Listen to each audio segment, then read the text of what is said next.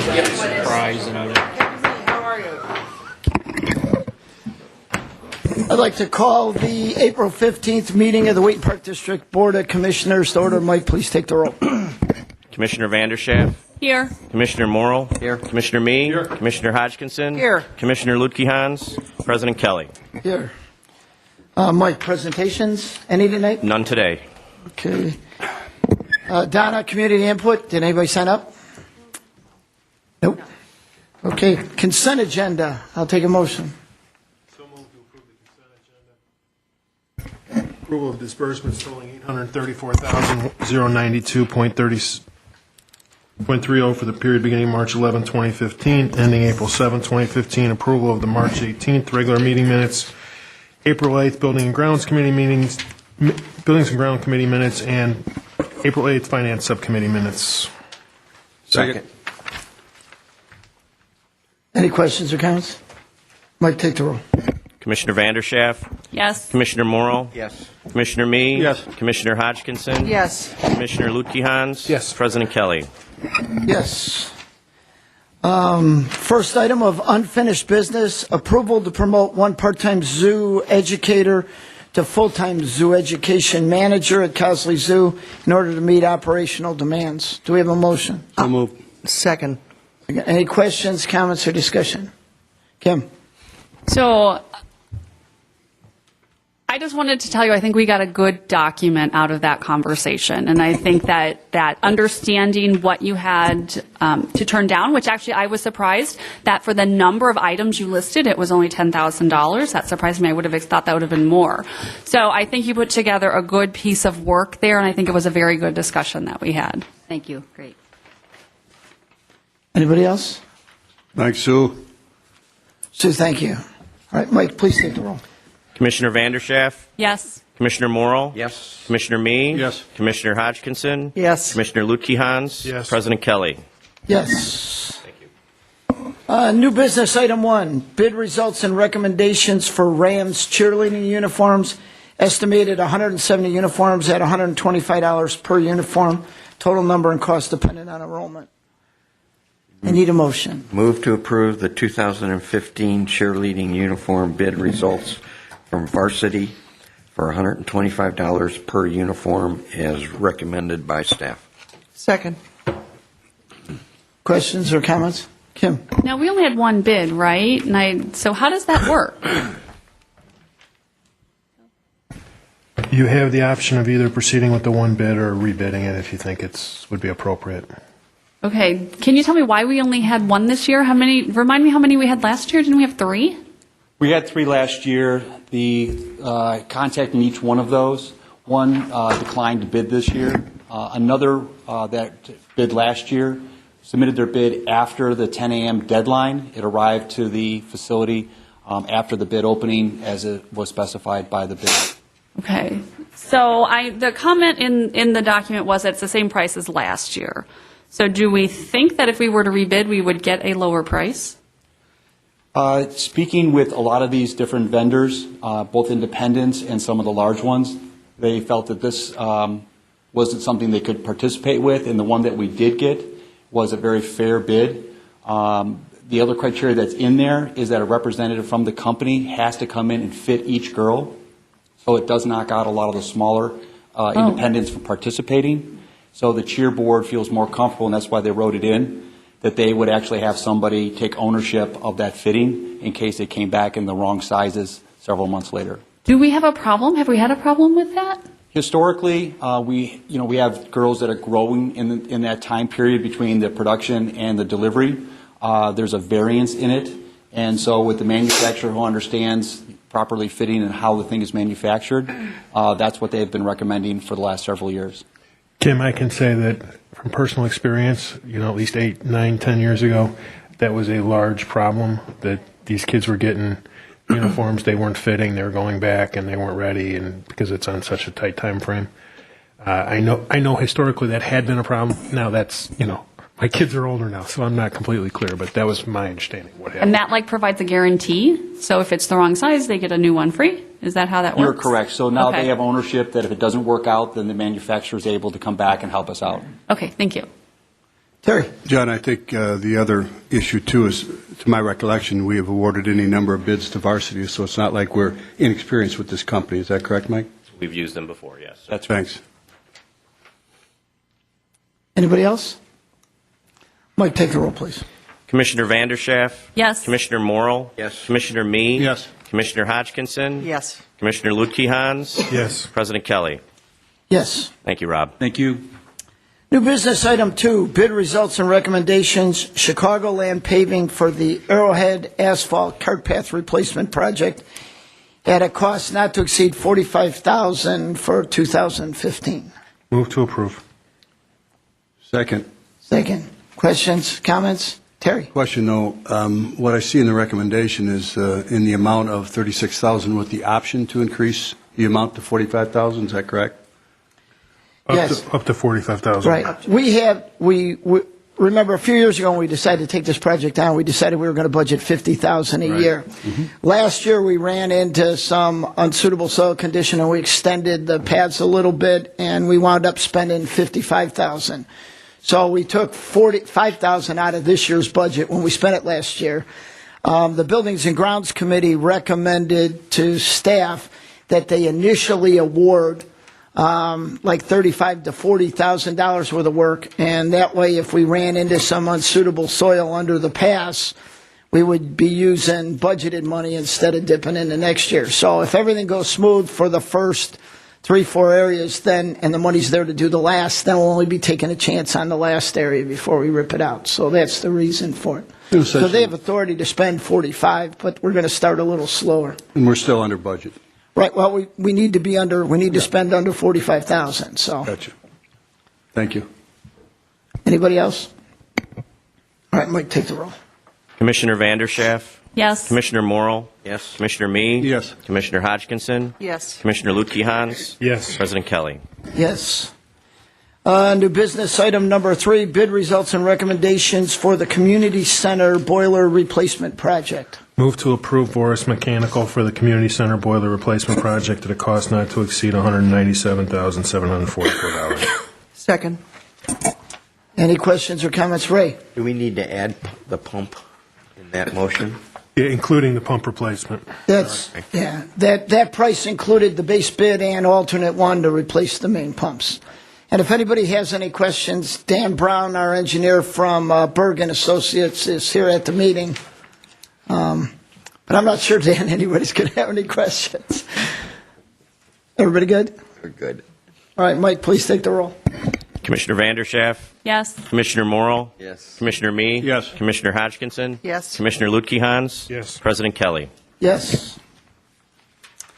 New business item number 4: bid results and recommendations. J.E.M. Morris for the old Hubble site ball field grading project. Move to approve low bidder J.E.M. Morris for Central Athletic Field grading in the amount of $143,650. Second. Any questions, comments, or discussion? Kim? I have a question. It's only related as far as we blocked off that whole area. And I've mentioned this before, and it's probably not our problem. It's probably Mariano's problem, but they get a lot of pedestrians walking up and down that road just north of the store there. And we had a path over there, and now that's blocked. So I don't know. I mean, obviously that probably is not our issue, but we should think about the safety of pedestrians trying to reach our building if indeed they are trying to go to our building. It technically can be called our problem as well because it was a planned unit development. As you asked the question, it strikes me that perhaps we should have put that fence allowing that path to be used with the switchback. We can look into it. The area is still, we blocked it off essentially so we could grow grass without anybody, messing it up. The walking path, to the degree it's in now up to the switchback, can be used, but until we dry out and actually get that thing rolled, it's really not something you're going to want to walk on anyway because it's imperfect. So why don't we kick it back to the Buildings and Grounds or Parks and Planning Department, and we'll see if we could perhaps get that moved. I don't know that it's going to make a difference. People are going to walk where they're going to walk. There, yeah. I've seen them running up the hill. So I mean, when we grow a couple feet of prairie grass there, hopefully that will stop. But they're going to walk where they're going to walk. And now that it's not winter any longer, I think it's less of a public safety issue with the ice and the snow on the roads and whatnot. So ideally, they'd park in the employee parking lot and walk on the path along Roosevelt Road. Yeah. But thanks for the question.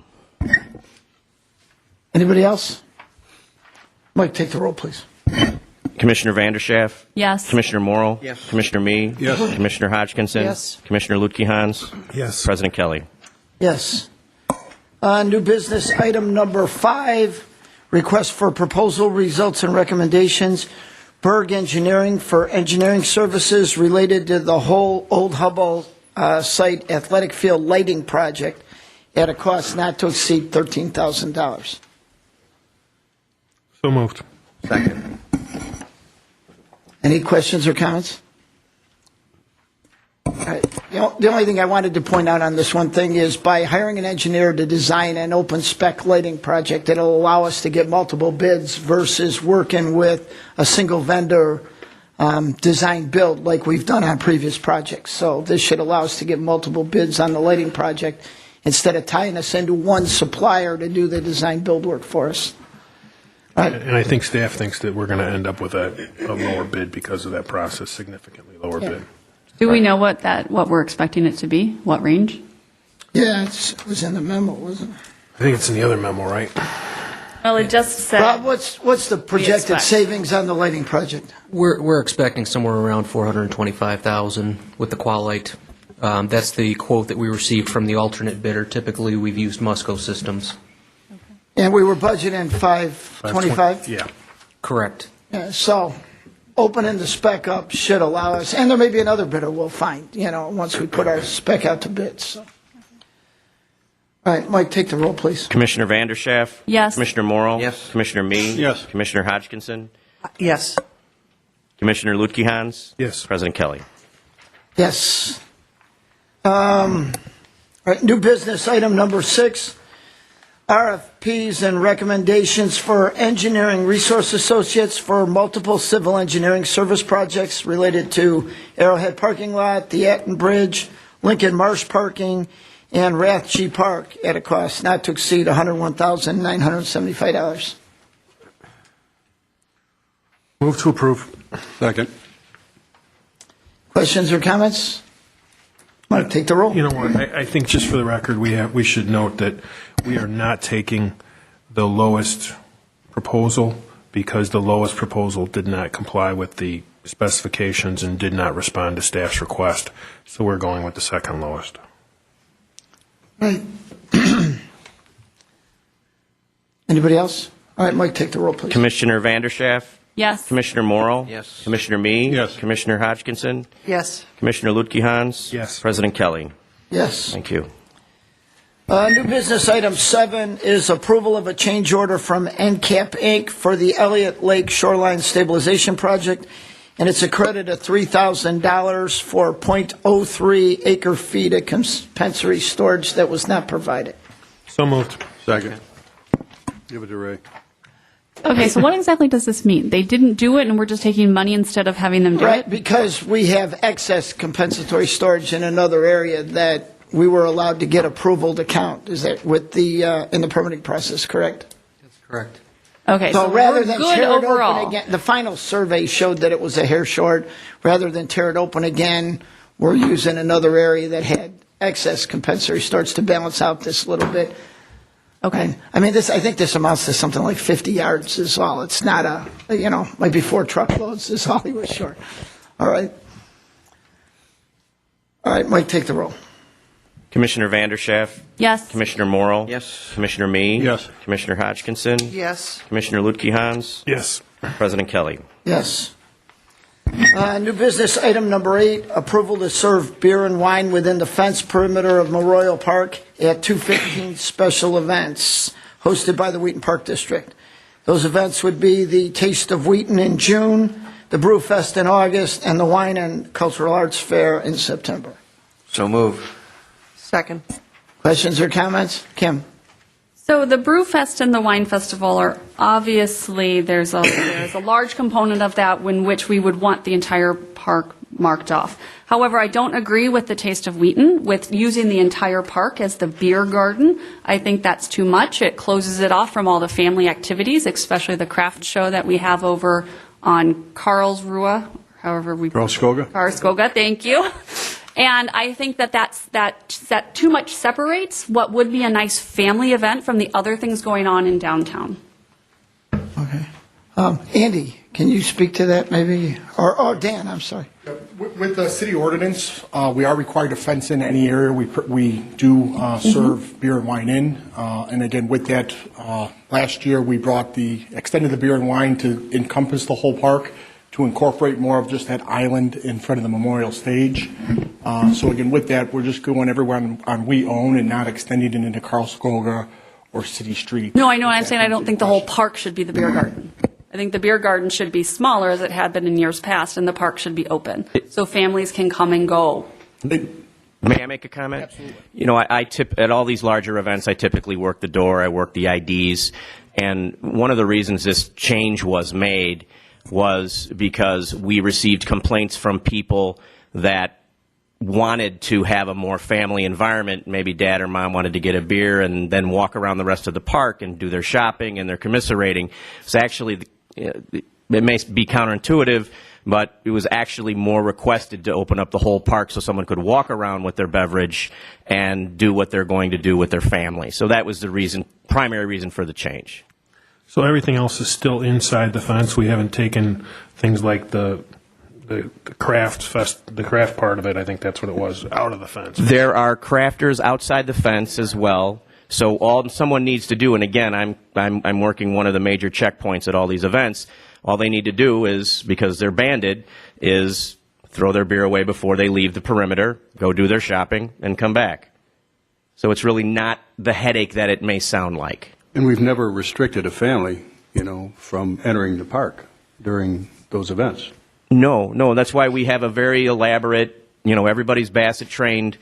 We have a very elaborate banding program and ID program, so nobody who is not 21 is going to be served alcohol. And I know you've been to the events that we do. We have a lot of people monitoring very, very carefully to make sure that things happen the way they should, myself included, Andy included, Dan included, a lot of senior staff. I don't know what the right answer is on that, because I'm sure there's people on both sides, families that would like to be able to take their family where there's no alcohol, and families who would like to have alcohol with.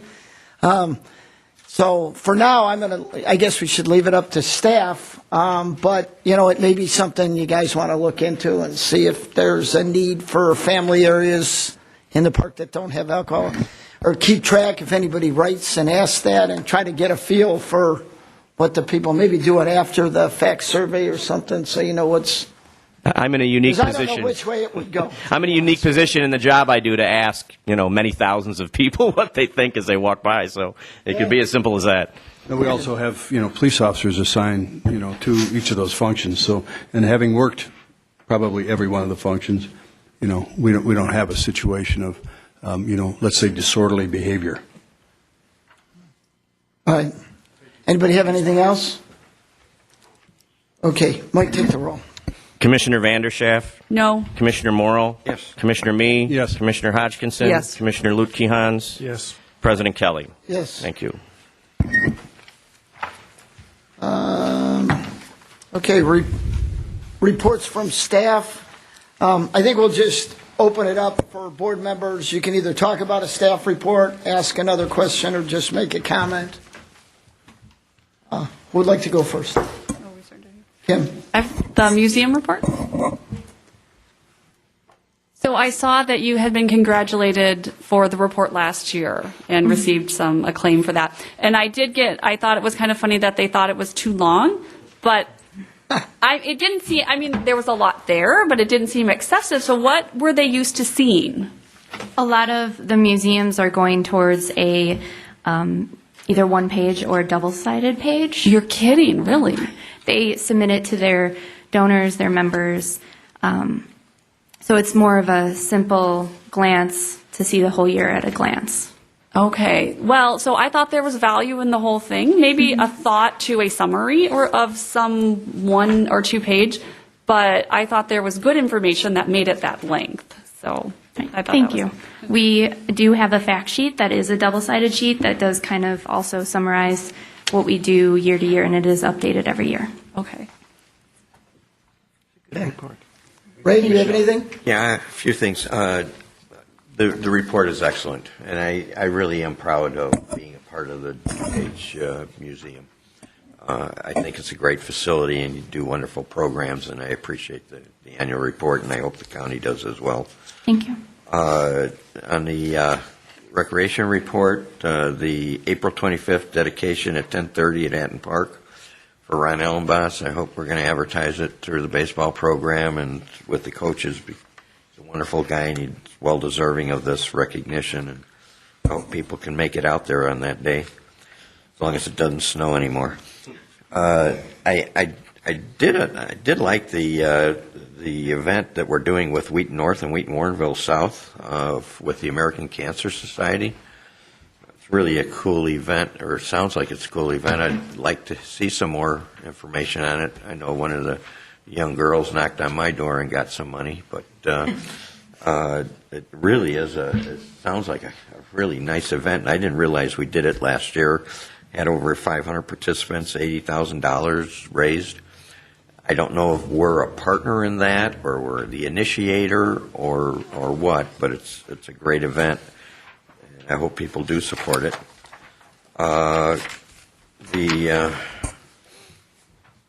Congratulations to the golf course for being named by the West Suburban Living magazine for the third successive year of being the favorite golf course. I think that's good. I'm not a golfer, but that's good for them, good for us. And the video for the lockdown training, I don't know, Terry, if you've seen it. I've not seen it yet. But I think that'd be something that would be of interest to me. I don't know how long it is. If it's something that's going to be too long, then probably not at a board meeting wouldn't be appropriate, but I'd like to see it. I think it'd be of interest to me to see that lockdown training. Also, I'd like to congratulate Dan Novak for being elected to the City Council for Forest Park. Good going, Dan. Thank you. Terry. Thanks again for the museum report. Well done. I appreciated the listing of the foundation initiatives. That was helpful. And then the appendix on the marketing pieces, was good. I assume that Margie, you had a role in that. And then the media articles, on the museum and its events, it helps, bring it back home to say what we're doing. Mary Beth, a question for you. I don't know if, you've looked at it, studied it, or whatever, but I've had a question posed to me. Are our football numbers, the number of participants, are they decreasing, with all this stuff about, headaches and concussions and all this other stuff? They are a little bit, and I do have our athletic director, Brad, and he can give you a little update. Yeah, last year we were down about 70 participants, mainly too because of the fact that we graduated a big class of students going into high school. We had 3 teams, and then when the new team came in at 73 pound, we only had 1 team. So, and then some of when you get to the older age groups, and also concussions, and people have different interests, so they go to other sports when they're that concerned. It's it's too early to determine if we have a trend, but what do we have upcoming for this year? Or do we know? That's all right. We're still taking registration. We will have equipment pickups in June, so we take registration heavily between now and June. And with the increasing interest in lacrosse, is that spreading the interest out in some of these sports? Do you think? Yeah, there's so many different options. There's rugby now in the area too, and AAU basketball is all year round. Club soccer, everything is getting spread around. I get it. Fall ball for baseball, softball. There's so many different options. There's a lacrosse league that is in our town. Are we seeing fewer numbers in baseball and softball too, Brad, or not? Yeah, we have seen a decrease in baseball, softball too, due to the fact that there's so many different options. Okay, thanks. You're welcome. Jane? I wanted to ask Margie. Margie, I missed the last meeting, so I missed some of the discussion about the central athletic area and what was going on with that. Is there an update on that, or? Sure. May 1st is when we kick off the renaming campaign. So you'll see a print ad in the summer guide. You'll see some e-blasts go out, information on the website, basically going out to the community to help them, people can vote and come up with names, submit them, and then we'll have a committee that will sift through the names, narrow it down to 2, and then it'll be brought to the board in August, I believe. Yeah. And can commissioners submit names? Of course. Okay. Not your own. Not my own? That is one I was thinking about. That's a great way to not be put on the committee. Yeah, no. Then I also wanted to congratulate Sue. Sue? I thought that was a really good discussion that we had, I believe, at the Finance Committee meeting about maybe working with the foundation, the Causley Foundation, in terms of how we were accounting for some of those things. I think that would make it clearer to people exactly what the zoo is doing in terms of profit. So I appreciated that. And I think that every time I see these staff reports, I am always amazed at the diversity of programming that the Wheaton Park District has and can offer to the residents of this town. And other than adding more science, and I'm going to emphasize again, I heard our robotics class filled up and that we have waiting lists for some of those things. I know that there's a request for mad science and all of those kinds of young engineers and all those kinds of things. So, but I'm always amazed, and I just wanted to congratulate the staff on it. So thanks. Bill, do you have anything? No, sir. And the only thing I want to do is I want to thank Rob and his staff for all the work they've done on the bidding. I think you can see from the last few meetings that we have a lot of projects coming out for bid that they've been working to put out bid documents on. And we just awarded 5 projects tonight. And now we awarded engineering contracts for 5 more things. So Rob's department is really busy, but I think you guys are doing a great job. So thank you. Yeah. John, could I add one thing too? I think that when people see these meetings and they see us have very short discussions about some of these major projects, they may not truly understand how much time, work, energy, and discussion has gone on in terms of the committees that have reviewed them with staff, the questions that have gone back to staff, then the re-questions that are, again, posed to them. And, I wanted to thank you and Phil because with your expertise and background, that has been so helpful with buildings and grounds. So thank you both, and thank you to staff for that. Thanks. I don't have anything else. Mike, do you have anything? No, sir. Okay, I'll take a motion to adjourn. So move. Second. Second.